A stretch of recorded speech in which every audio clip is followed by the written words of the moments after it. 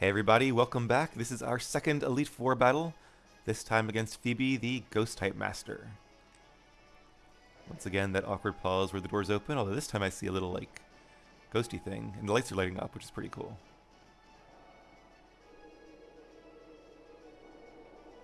Time to see if anybody's home. All those lights, it actually looks very dark inside. Very ominous.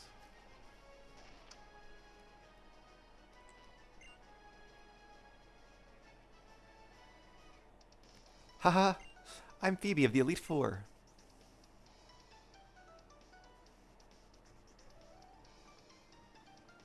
She looks like she might be from the Alola region. Hope she's in those games. I haven't played those yet, but I definitely plan to soon. I did my training on Mount Pyre. While I trained there, I gained the ability to commune with Ghost-type Pokemon.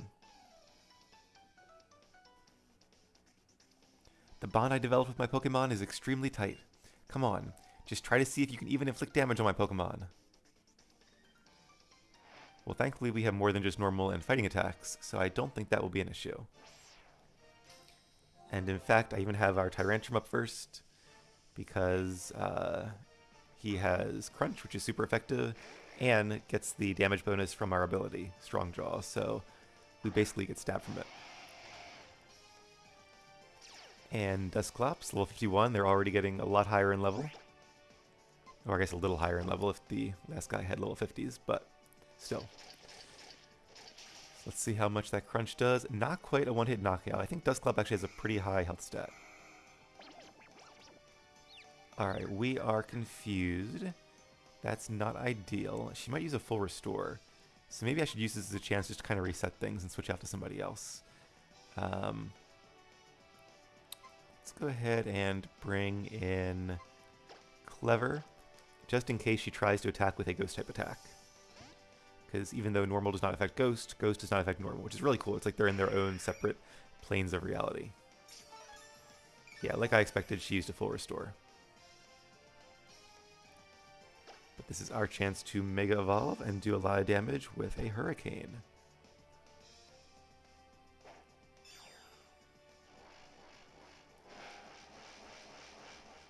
The Mega Bracelet always reminds me of something. I think it's maybe like in Yu-Gi-Oh! When they had like the card holder things on their wrist. That might be what that motion reminds me of. Alright, Clever, give him a nice big Hurricane. It's a lot of damage. We are once again confused. I might stay in and see what he's going to do. I don't know what attacking moves he has. It might just be a Ghost-type attack. If so, that would definitely be beneficial for us, being a normal type. And Future Sight, okay. So that is a Psychic-type attack. Do we have any Pokemon that would resist it? I don't think we do, actually. We have no Dark types or Psychic types. Or Steel types. So we might just have to stay in and take that. But let's see if we can power through the confusion and do another Hurricane. Nope. This is why sometimes when I play the games, I usually just like switch Pokemon if I get confused, because basically that counteracts the turn where they use the Confuse Ray or whatever it is. So we each lost a turn, and then we're just not playing the coin toss game. So I might do that next time. We'll see. Alright, so we are cursed and confused. Ooh, I really want to use U-turn instead of just switching, but I'm worried we'll still be confused and maybe hit ourselves instead of using that U-turn. So let's go ahead and just switch out.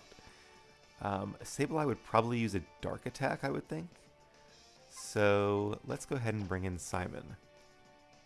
It also might use, like, I don't know, normally I would say Confuse Ray, but maybe Toxic or something. Sableye is a very, like, tricky Pokemon.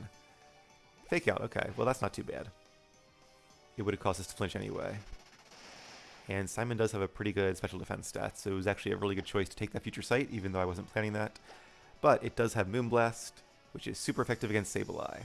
Sableye, as well as Spiritomb, are two Pokemon that used to not have any weaknesses. They were Ghost and Dark type, which countered all of each other's weaknesses. However, with the introduction of Fairy type, which is good against Dark and even against Ghost, Sableye is now weak to Fairy. And there's Banette, another pure Ghost type. Let's go ahead and use Shadow Ball. Grudge. I don't know what that does. Does that lower power points? No. Oh, I think it gets rid of the power points of whatever move is used to knock it out. But that's okay. I do have lots of Lepa berries, so I'm actually not too worried about that. Now, okay. I don't know how long the grudge lasts either. Is it just like one turn? I feel like it's just one turn, but I could be wrong. It's a very interesting, very annoying move, but that's kind of ghost types in a nutshell. Very interesting and very annoying to fight.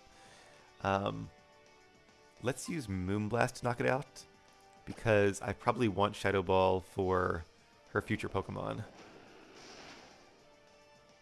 Although to be honest, Moonblast, with its bonus from Stab, our Pixie Plate, and our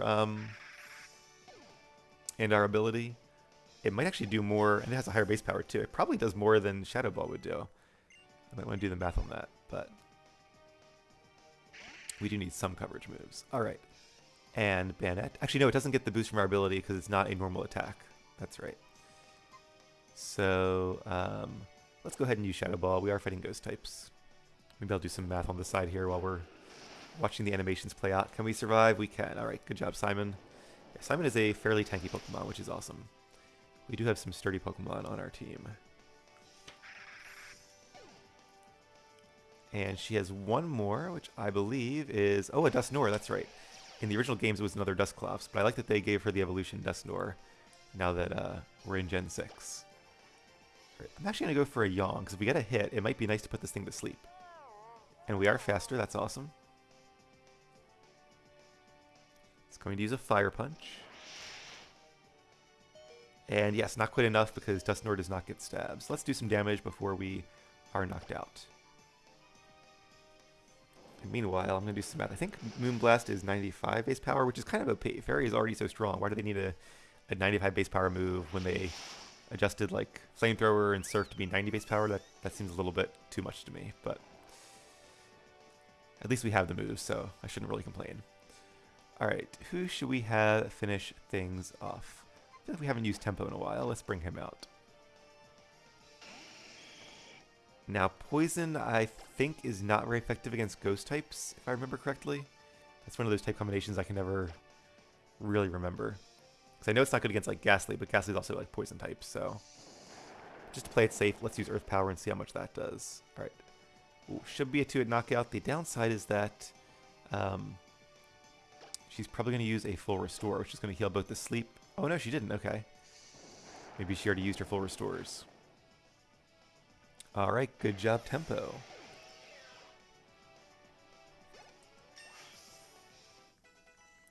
Level 47. Oh darn, I've gone and lost. There's definitely a bond between you and your Pokemon too. I didn't recognize that fact, so it's only natural that I lost. Yep, I'd like to see how far your bond will carry you. Go ahead, move to the next room. Okay, 2 Elite Four members down, and the 2 harder ones yet to come. So, once again, I'm going to heal up our Pokemon, and I will see you guys right back here for Elite Four member number 3.